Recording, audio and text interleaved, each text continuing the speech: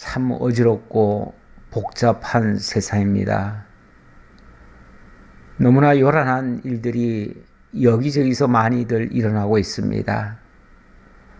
시류에 편승하여 우리의 마음도 자칫 요동칠 수 있사오나, 그러나 주님께서 저희의 마음을 붙들어 주시고 이처럼 함께 해주셔서 너무나 감사합니다. 많은 일들 속에서도 하나님의 동행하심을 깨닫게 되고, 그리고 하나님의 도우심을 기억하게 하시오니 감사합니다. 많은 일들을 또한 저희들도 하고 있습니다. 이 모든 일들 합력하여 하나님의 선을 이루는 아름다운 결과가 만들어질 수 있도록 역사하시옵소서. 오늘도 많이 부족한 가운데서 저희들 주님 앞에 나왔습니다. 우리의 마음과 뜻과 정성이 하나님을 향하게 하시고 하나님이 기뻐하시는 방향으로 저희들의 중심이 이동할 수 있게 하시고, 세상 것에서 소망을 삼지 않고 하나님의 나라 것으로 소망을 삼고 힘있게 달려가는 저희 모두가 되기를 간절히 바라오며, 이 시간도 주님 함께 해 주옵소서. 예수님 이름으로 기도하옵나이다. 아멘. 하나님 말씀 욥기서 27장 되겠습니다. 욥기서 27장 1절로부터 봉독해 드리겠습니다. 욥이 또 풍자하여 이르되, 나의 정당함을 물리치신 하나님, 나의 영혼을 괴롭게 하신 전능자의 사심을 두고 맹세하노니, 나의 호흡이 아직 내 속에 완전히 있고 하나님의 숨결이 아직도 내 코에 있느니라. 결코 내 입술이 불의를 말하지 아니하며 내 혀가 거짓을 말하지 아니하리라. 아멘.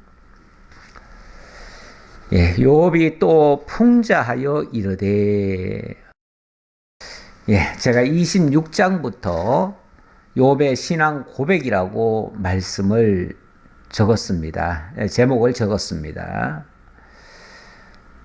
빌닷의 최후 변론, 엘리바스와 빌닷의 최후 변론을 들었습니다. 빌닷은 짧게 얘기했죠. 6절에 불과할 정도로 6절만 언급을 했는데 별로 할 말이 더 이상 없어요. 그리고 이제 마지막 3번 타자 누굽니까? 소발 같은 경우는 아예 더 이상 언급을 하지 않습니다. 이제 완전히 손을 들어버렸지요. 욥이 풍자하여 이르되, 27장 잠깐 큰 틀에서 한번 언급하고 넘어가야겠죠. 27장 1절로 7절에서는 욥이 자기의 신앙 고백을 하는 내용입니다. 하나님의 살아계심을 믿고, 그리고 하나님의 전지전능하심을 굳게 믿는다라고 하는 그러한 신앙 고백을 합니다. 그리고 더 이상 경건하지 않는 자에게는 희망이 없음을 선언하고요. 그리고 악인들의 분깃은 다 무익할 것이다. 결국 자신은 하나님 앞에 끝까지 자기의 신앙을 굳게 지키겠다라고 하는 그러한 다짐을 하는 겁니다. 그리고 또 욥이 풍자하여 이르되 이렇게 얘기를 했는데요. 이 풍자라는 말, 어떤 것을 직접적으로 비판하기보다는 빙 둘러서 유머스럽게 말하는 것, 이런 것을 풍자라고 얘기를 합니다. 약간은 에둘러서 표현하는 말이죠. 뭐 나쁘게 표현하면 좀 비꼬아서 얘기한다 이렇게도 말할 수 있는데 제가 봐서는 뭐 너무 그렇게 비꼬는 정도는 아닌데 어쨌든 그 친구들이 정당하지 않음을 좀 강조를 하면서 자기 할 말을 하는 거죠. 그런데 내가 바른 소리를 하다 보면 자연스럽게 상대는 비판이 가해질 수밖에 없습니다. 그렇게 듣지요. 흔히 우리가 바르게 얘기를 하고 나면 옆에서 왜 그렇게 비판적으로 생각을 하느냐 이렇게 말하는 경우가 있어요. 저는 비판을 하려고 한 게 아닌데 그게 아니고 이겁니다 라고 사실을 언급했을 뿐인데 왜 그렇게 부정적으로 보고 비판적으로 얘기를 하느냐 그러는데 부정적으로 보고 비판적으로 얘기하는 그렇게 들린다면 그게 일종의 풍자예요. 제가 욥이 풍자했다는 말을 제가 설명하느라고 이 말씀을 드립니다. 자, 욥이 하고 싶은 말은 이 얘기예요. 2절. 나의 정당함을 물리치신 하나님, 나의 영혼을 괴롭게 하신 전능자의 사심을 두고 맹세하노니.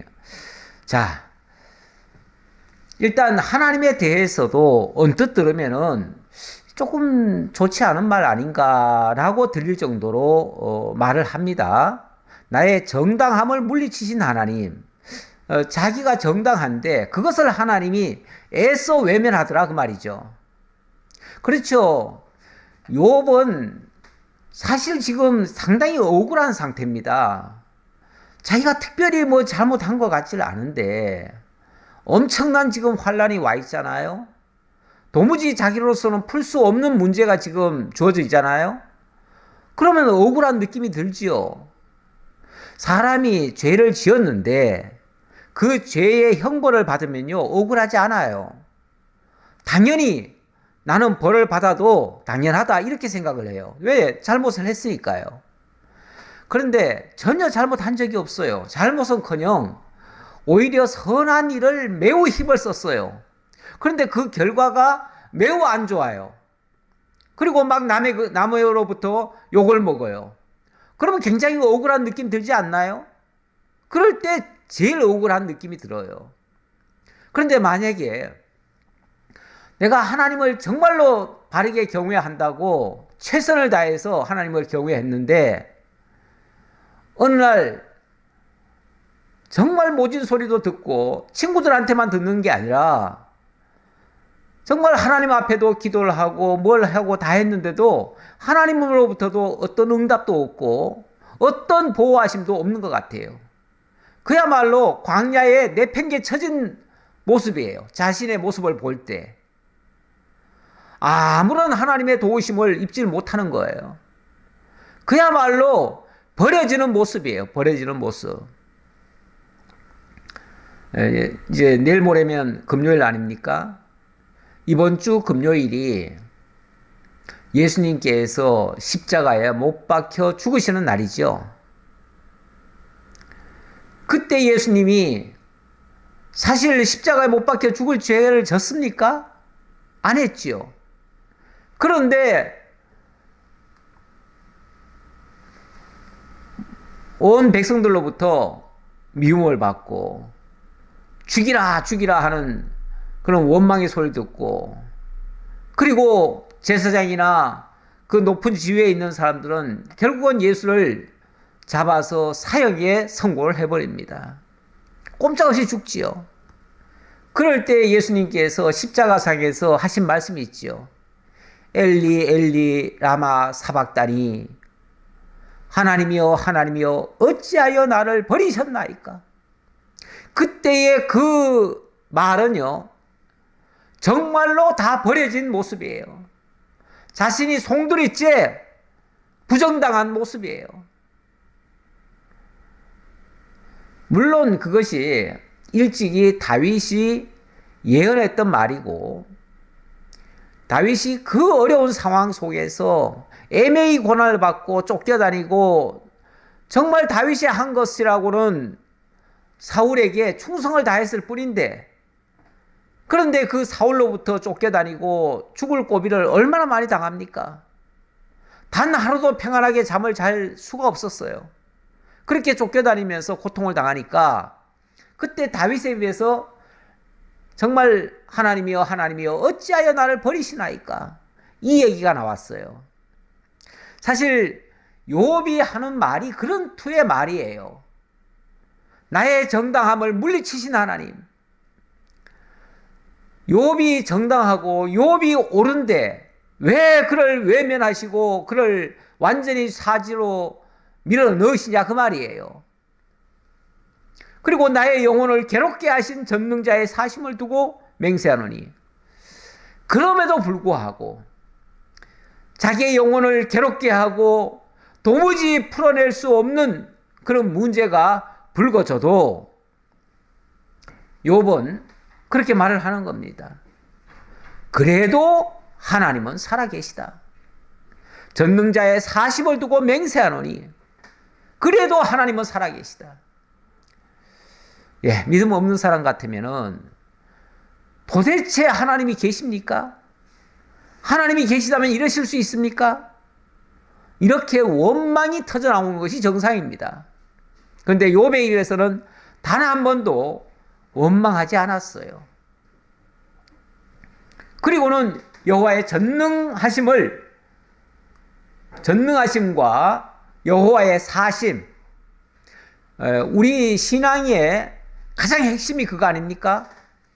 하나님의 실존, 하나님이 살아계시냐? 하나님이 지금 있느냐? 어떤 사람들은 하나님이 내 기도도 안 들어주시고 내가 이렇게 고통을 울부짖는데도 하나님이 모른 체 하신다고, 도대체 하나님이 살아계십니까? 살아계신다면 어떻게 이러실 수 있습니까? 하고서 막 원망을 쏟는 경우도 있습니다.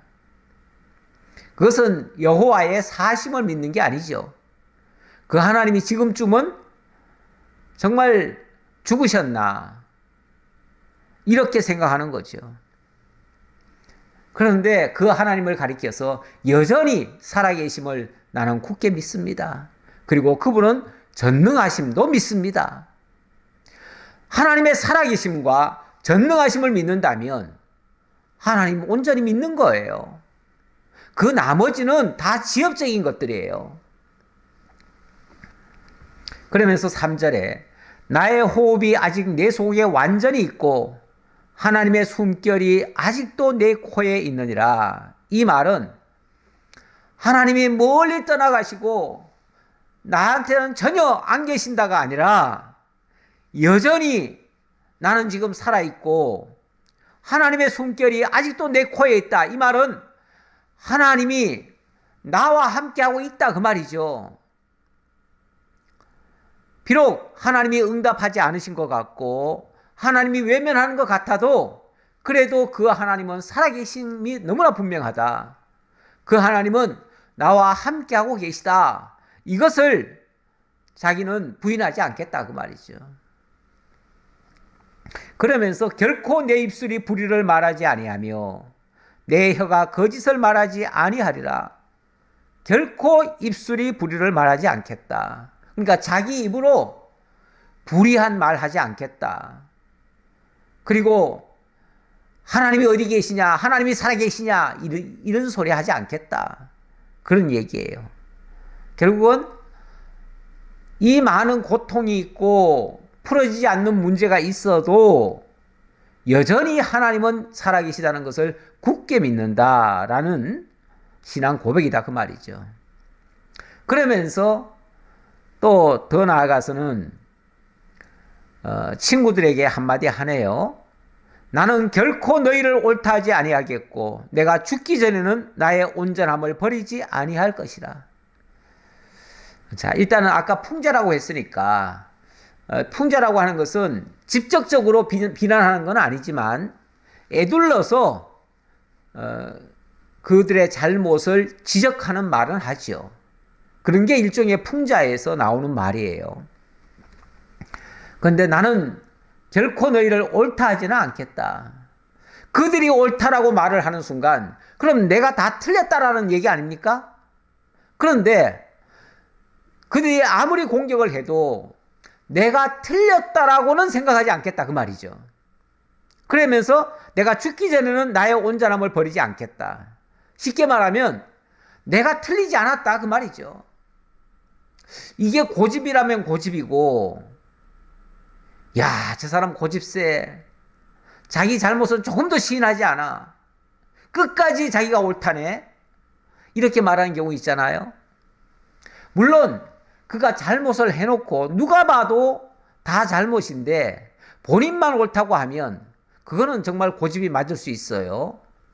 그러나 하나님에 대한 절대적인 신앙을 양보하지 않겠다라고 하는 측면에서 네가 하나님 앞에 죄 지었으니까 회개해라 뭐 해라 하는 이런 말들 거기에 동의하지 않겠다 그 말이죠.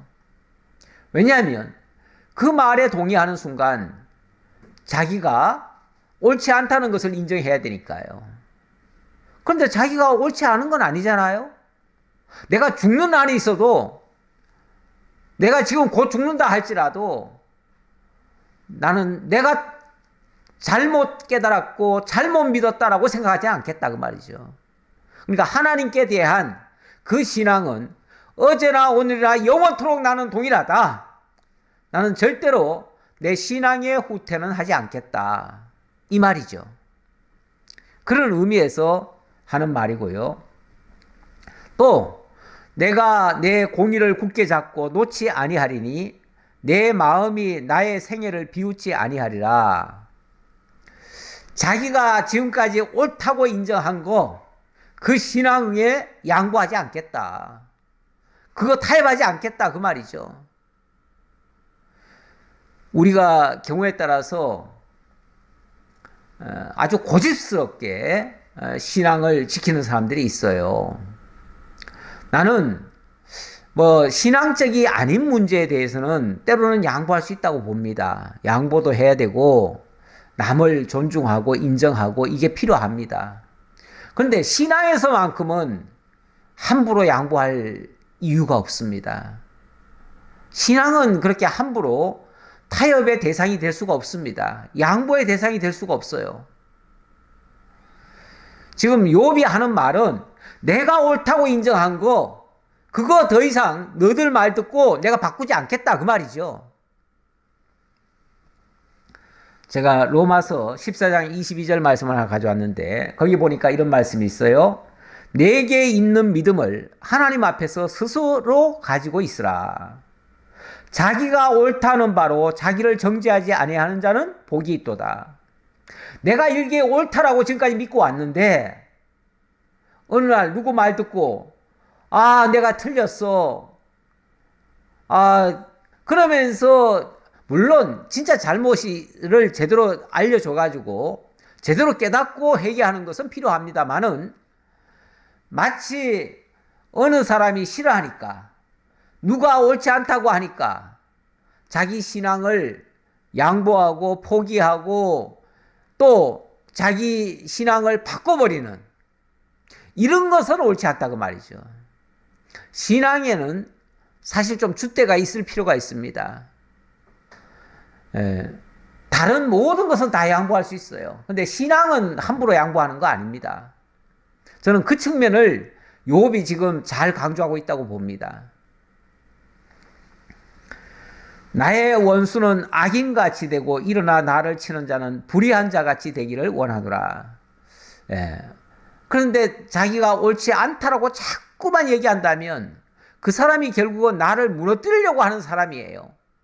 그런 면에서 나를 치는 자고 악인이고 불의한 자가 되는 거예요. 그런데 나는 그런 식으로 그런 자들 따르지 않겠다 그 말이에요. 그들과는 타협하지 않겠다. 이건 신앙에 양보하지 않겠다라는 그런 뜻을 이렇게 밝히고 있습니다. 자, 8절로 12절의 말씀. 경건하지 않은 자에게는 희망이 없다라는 얘기입니다. 불경건한 자가 이익을 얻었으나 하나님이 그의 영혼을 거두실 때에는 무슨 희망이 있으랴. 불경건한 자라고 한다면 하나님이 없는 자 또는 하나님 무시하고 사는 자, 뭐 그런 자들이죠. 그런데 그런 자들도 세상에서는 잘 될 수 있습니다. 많은 유익을 얻을 수 있어요. 경제적으로 부유할 수도 있고요. 그 외에 모든 일에 형통할 수 있어요. 오히려 믿는 사람들 중에서 보면 경제적으로도 좀 어렵고 육체적으로도 질병이 있거나 또 여러 가지 주변의 어려운 문제 때문에 힘들어 하시는 분들이 있잖아요.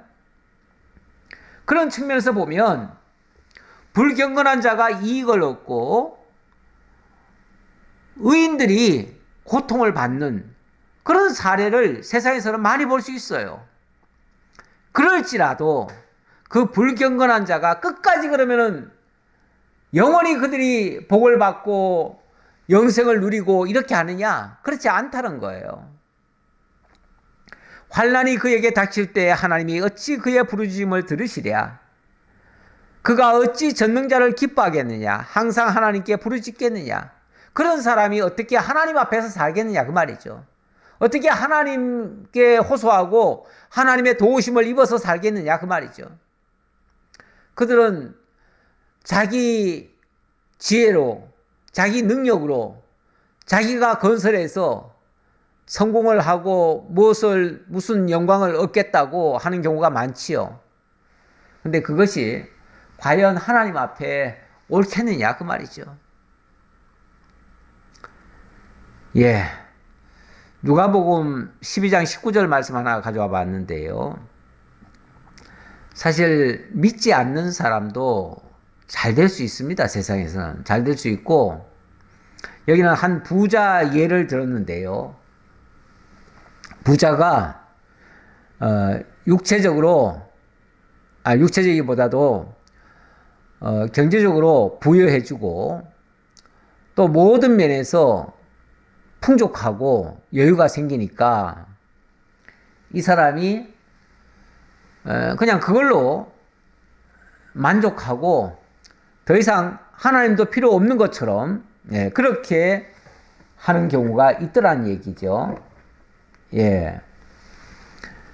그러면서 한 부자 이야기인데요. 부자가 이렇게 얘기한답니다. 내가 내 영혼에게 이르되 영혼아 여러 해 쓸 물건을 많이 쌓아 두었으니 평안히 쉬고 먹고 마시고 즐거워하자 하리라 하되 하나님은 이르시되 어리석은 자여 오늘 밤에 내 영혼을 도로 찾으리니 그러면 내 준비한 것이 누구의 것이 되겠느냐 하셨으니 자기를 위하여 재물을 쌓아두고 하나님께 대하여 부여하지 못한 자가 이와 같으리라. 그래요. 자기를 위하여 재물을 쌓아두고 하나님께 대하여 부여하지 못한 자. 이거는 뭐 단순히 들으면은 재물을 왜 자기를 위해서만 쌓고 하나님께는 안 쌓느냐. 좀 더 심하게 표현하면은 천국에 하나님께 헌금하면 천국 창고에 내 보화가 쌓인다. 이렇게까지 해석하시는 분들이 있더라고요. 이 말씀을 가지고. 그런데 그런 차원에서 하는 말은 아닙니다.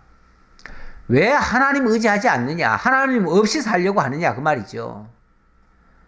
하나님께서 주신 것으로 깨닫고 하나님이 주신 것을 누리면서 하나님이 기뻐하시는 일을 하는 것이 마땅한데 왜 그렇게 하지 않느냐? 그 말이죠. 그렇게 하고 육신적으로 잔뜩 쌓아놓고는 그걸로 만족하고 그게 전부라고 생각한다면 그게 어리석은 거 아니냐? 그 말이죠.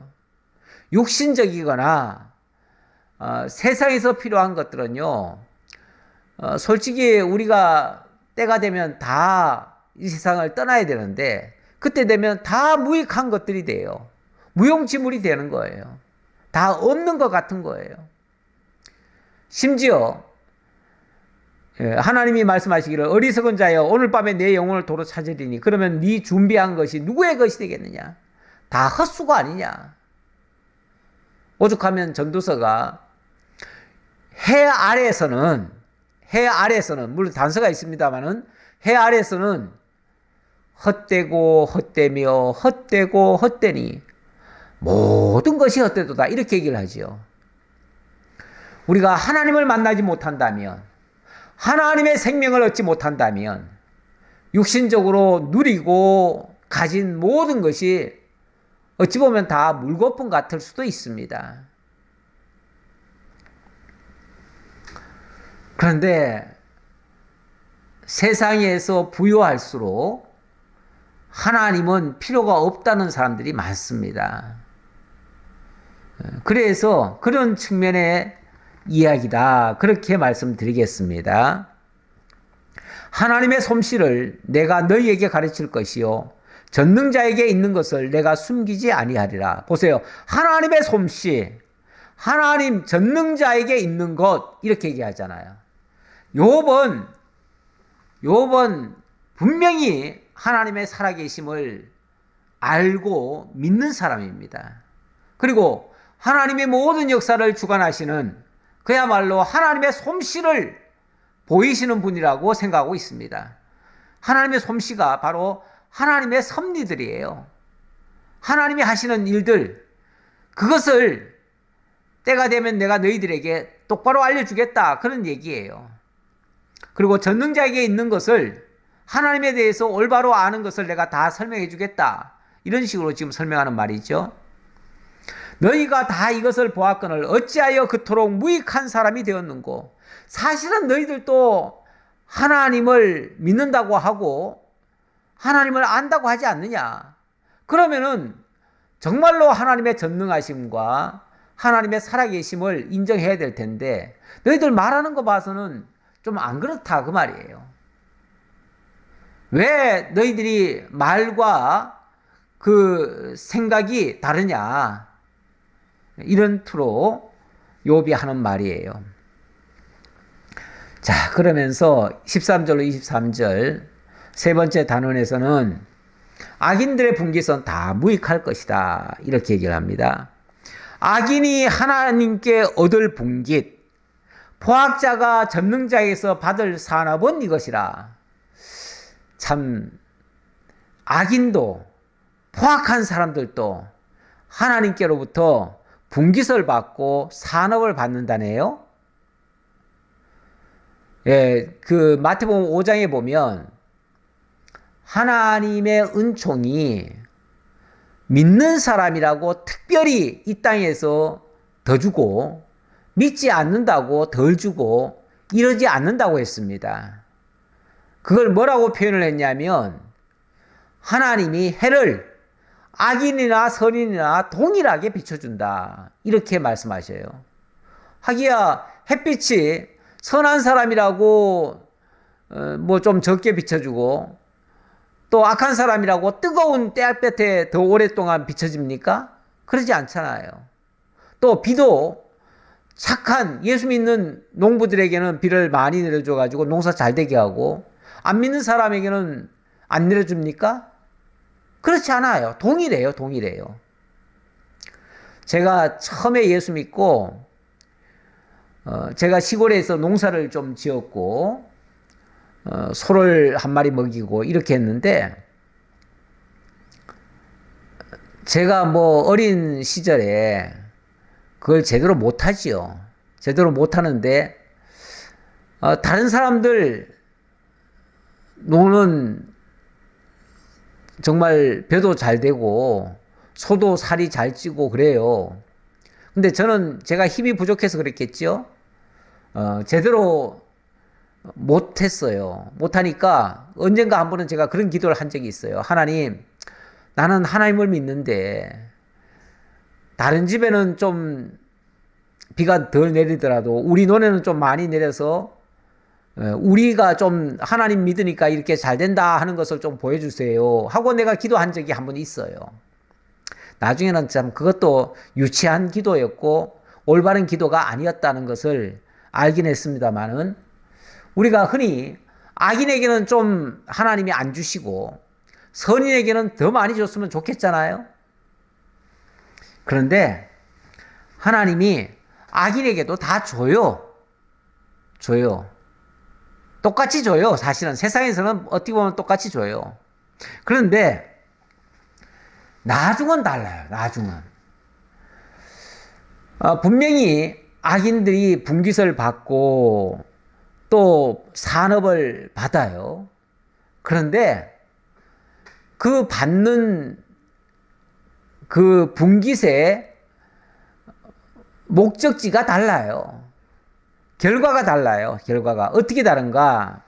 14절에 보니까 그의 자손은 번성하여도 칼을 위함이요 그의 후손은 음식물로 배부르지 못할 것이며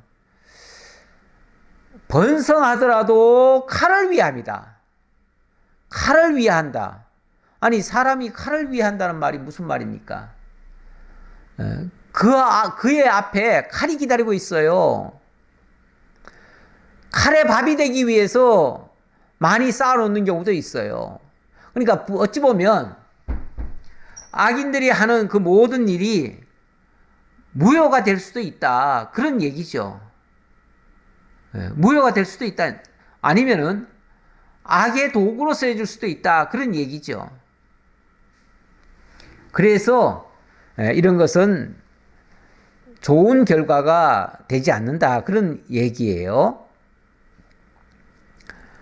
그 남은 자들은 죽음의 병이 돌 때에 묻히리니 그들의 과부들이 우지 못할 것이며 그가 비록 은을 티끌같이 쌓고 의복을 진흙같이 준비할지라도 그가 준비한 것을 의인이 입을 것이요 그의 은은 죄 없는 자가 차지할 것이며 악인들이 준비해 놓은 것들, 악인들이 쌓아 놓은 것들 결과적으로는 하나님이 선한 자들을 위해서 쓰게 하실 수도 있다. 그런 얘기예요.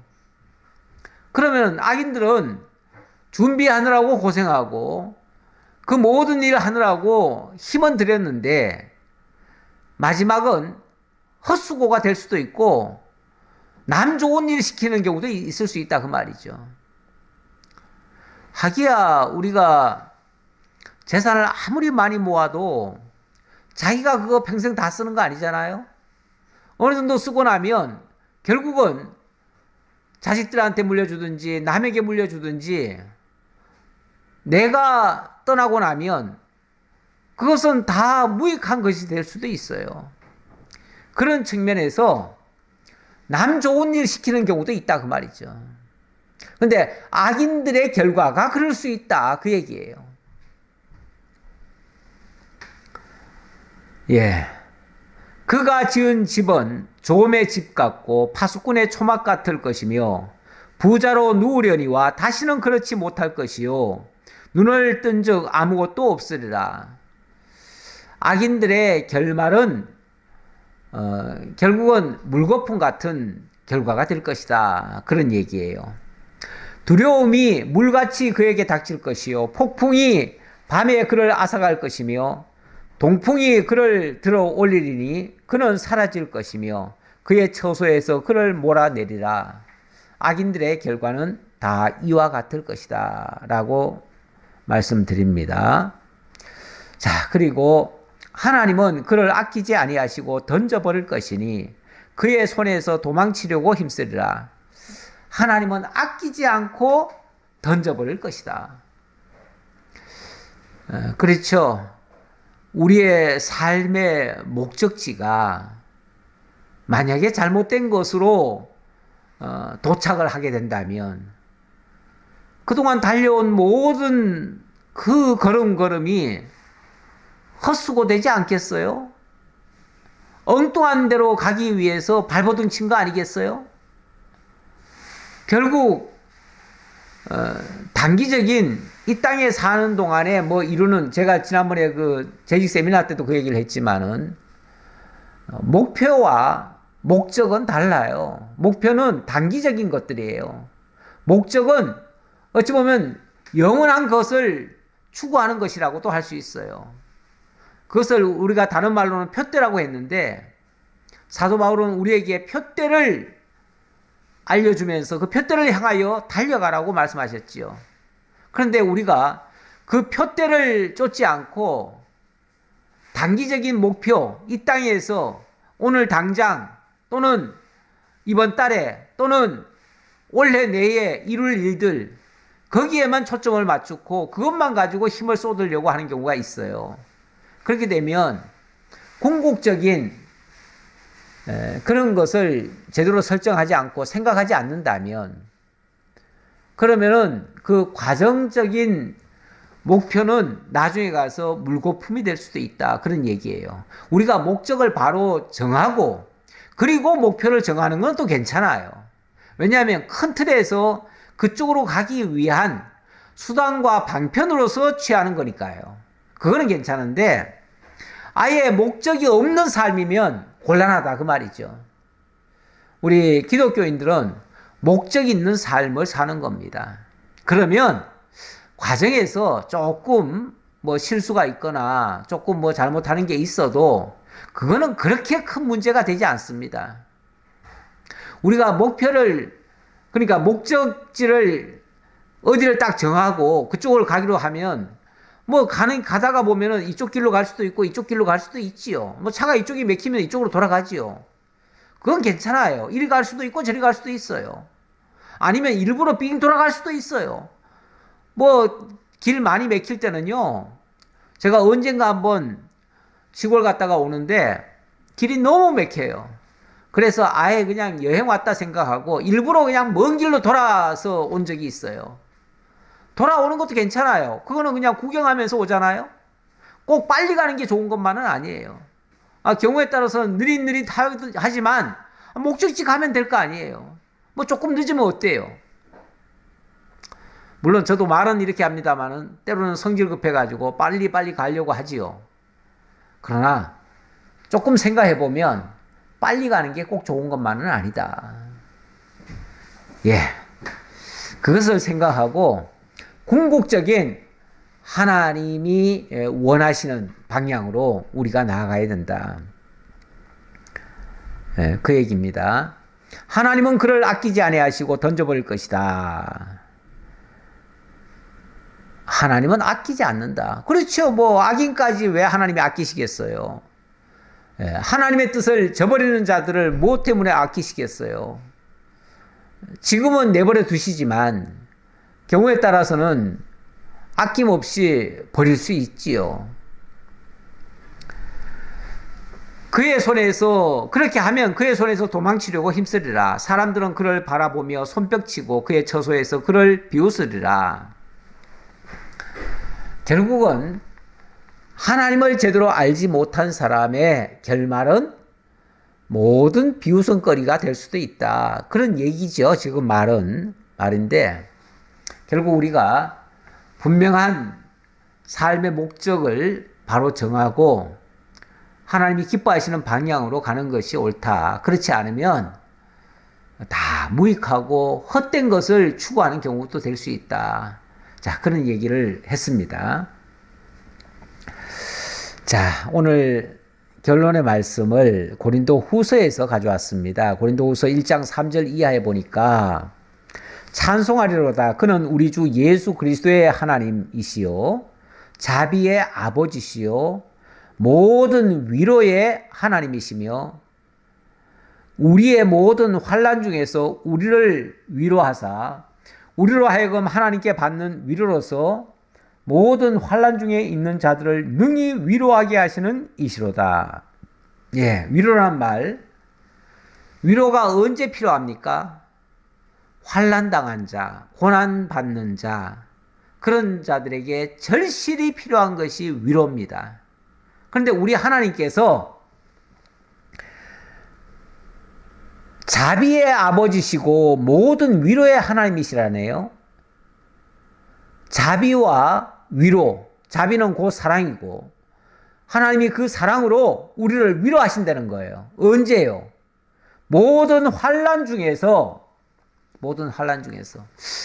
참 이게 어떻게 들으면은 병 주고 약 주는 느낌 같기도 한데 어쨌든 우리 하나님께서 환난 가운데 있는 자들에게 위로를 주신대요. 그렇기 때문에 하기야 환난에 있는 사람이니까 위로가 필요하지요. 환난에 없는 사람 같으면 위로가 필요하겠어요? 필요 없지요. 예, 어쨌든 환난에 있는 사람들에게 위로를 주시는데 우리로 하여금 하나님께 받는 위로로서 모든 환난 중에 있는 자들을 능히 위로하게 하시는 이시로다. 자, 먼저 내가 환난을 받고 그 환난에서 하나님의 위로를 받게 되어지면 그 환난 받고 있는 자들, 다른 사람들, 그 사람들에게도 우리가 위로해 줄 수 있다. 그 말이죠. 어찌 보면 남을 위로해야 될 사람들은 먼저 내가 하나님께로부터 환난 중에 위로를 받게 되어집니다. 하나님이 먼저 나에게 교육을 시키는 거예요. 나에게 훈련을 시키는 거예요. 그래 놓고 나로 하여금 또 환난 당한 자들을 위로하게 만들어요. 이게 하나님이 하시는 방식이에요. 그래서 우리 목회자들도 가만히 보니까요, 아주 좋은 환경에서 정말 고생 안 하고 편안하게만 자라오신 분들, 그런 분들이 그렇게 많지를 않아요. 모르겠어요. 제 주변에는 많지 않아요. 가끔은 아버지 목회자가 성공을 해가지고 자기가 일평생 고생 안 하고 아버지 밑에서 평안하게 자라가지고 정말로 잘 먹고 잘 살고 그렇게 자라가지고 나중에 아버지가 키워놓은 큰 교회를 또 물려받아요. 물려받아가지고 대를 이어서 세습을 해서, 그래서 정말 고생은 한 번도 해본 적이 없고 그렇게 잘 먹고 잘 살고 잘 누리고 대접받고 모든 사람들로부터 존경을 받고 이렇게 사신 분들도 있어요. 없잖아. 있긴 있어요. 있는데 그런 사람은 솔직히 말해서 본인이 고통을 안 받아봤고 환난을 안 당해 왔기 때문에 환난 당한 사람들의 심정을 모를 겁니다. 이거는 제 추정입니다만은 아마도 모를 것 같아요. 그러면 그런 사람을 위로할 수 있겠습니까? 위로 못합니다. 물론 설교 중에서 위로의 말씀을 전할 수는 있겠지요.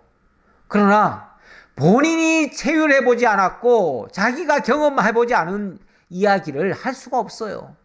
그리고 입에 발린 소리로 할 수는 있겠지만 진정으로 그 사람의 마음을 울리거나 그 사람과 정말 동고동락하듯이 그 사람의 심중에서 함께 고통을 나누지는 못해요. 우리가 상담을 하든지 남을 위로한다든지 하면요, 어떤 면에서 그 사람의 심정까지도 돼야 그 사람의 마음을 움직일 수 있거든요. 그런데 내가 안 겪어본 일은 남의 사정 모릅니다. 진짜 몰라요. 내가 지금까지 고생해 본 적이 없는데 고생해 본 사람들 어떻게 그 심정을 알겠어요? 자기가 밥 굶어 본 적이 없는데 어떻게 밥 굶는 사람들의 심정을 알겠어요? 그러니까 마리 앙뚜아네트 같은 소리 하지요. 누가 밥 굶는다 그러니까 아니 왜 케이크를 먹지? 배고프면 케이크라도 먹지. 왜 밥을 굶고 있냐고 이렇게 말하잖아요. 정말 사정 모르는 사람이죠. 아니 배고픈 사람이 케이크는 어디 있겠습니까? 지금 굶주려서 정말 한 톨에 쌀이 없는데 무슨 케이크를 살 돈이 있겠습니까? 정말 사정 모르는 사람이죠. 귀족들이나 하는 소리죠. 배불러서 하는 소리예요. 그런 소리는. 그래서 우리 하나님은요, 정말 당신의 종을 삼으시려면, 하나님의 진정한 일꾼 만드시려면 오히려 환난 속에서 키워내셔요. 그리고 하나님의 크신 위로를 받게 하셔요. 그리고 그 받은 위로를 가지고 다른 환난 당한 자들을 위로하게 만들어요. 그런 사람들이 정말 하나님이 쓰시는 하나님의 일꾼들이에요. 바로 그리스도께서 우리를 위하여 그렇게 하셨어요. 그래서 1장 5절 고린도후서입니다. 그리스도의 고난이 우리에게 넘친 것 같이 우리가 받는 위로도 그리스도로 말미암아 넘치는도다. 그리스도께서 그런 환난 당하시고 그런 위로 받으시고 그것이 우리에게 또 환난 받는 우리에게도 또 엄청난 위로가 된다 그 말이에요. 우리가 환난 당하는 것도 너희가 위로와 구원을 받게 하려는 것이요. 보세요. 결국 우리가 환난 받는다고 하는 것은 너희들을 구원하고 너희들을 위로하기 위해서 하나님이 먼저 우리에게 환난 주시는 거야. 그 말이잖아요.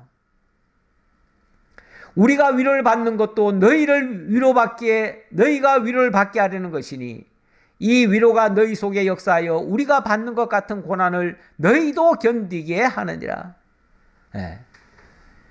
이게 선순환이죠. 선한 일이 먼저 선한 일을 하나님의 선한 일이 먼저 우리에게 주어지면 그것이 또 하나님의 선이 필요한 자들에게 공급이 될 수 있는 그런 역할을 하게 되어져요. 원래 이게 복음의 원리입니다. 복음이라고 하는 것이 하나님이 먼저 희생하시는 모습을 보여주시고 그걸로 말미암아 우리가 복을 누리게 된 거 아닙니까? 그걸 깨닫는 우리가 이제 남을 위해서 희생을 하게 되어지면 그들이 또 복을 받고 하나님의 은혜에 참여하게 되잖아요. 이런 선순환이 일어난다 그 말이죠. 선한 영향력, 다른 말로는 선한 영향력이죠.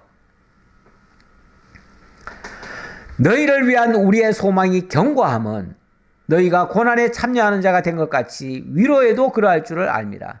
그래서 너희가 설령 어떤 환난을 지금 받고 있다 할지라도 그것 때문에 절망하거나 낙심하는 것이 아니라 오히려 너희가 고난에 참여하는 것이 하나님의 크신 위로에 참여하기 위한 그 과정이라는 것을 알고 우리의 소망이 흔들리지 않는다. 그런 어려움 때문에 우리가 흔들리지 않는다 그 말이죠. 그 어떤 어려운 일이 발생하더라도 그것 때문에 좌절하고 낙심하고 주저앉는 게 아니라 우리 하나님이 하시는 일에 대해서 감사하고 하나님의 역사를 찬양하는 그러한 우리의 삶이 될 수 있을 것이다. 그런 얘기입니다.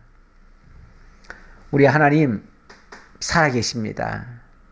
욥이 첫머리에 그 얘기한 거 아닙니까? 나의 영혼을 괴롭게 하신 전능자의 사심을 두고 맹세한다. 지금 자기가 말하는 이 말의 어투가 맹세의 말이에요. 맹세의 말. 하나님 앞에서 굳게 자기에게 주신 하나님의 그 진리를 놓지 않겠다. 하나님 주신 그 공의를 절대로 훼손하지 않겠다. 아무리 어려워도 아무리 힘들어도 포기하지 않겠다. 그 믿음 가지고 끝끝내 소망을 가지고 끝끝내 살 것이다. 이런 자기 확신에 의한 결단, 의지, 자기 신앙 고백이다. 제가 그렇게 말씀을 드리고 우리도 그 소망 가지고 비록 현실적으로 어려운 일이 발생하더라도 우리의 신앙 흔들리지 말고 견고한 반석 위에 세워지는 그러한 신앙으로 굳게 지켜가시기를 간절히 바라면서 말씀 마치겠습니다.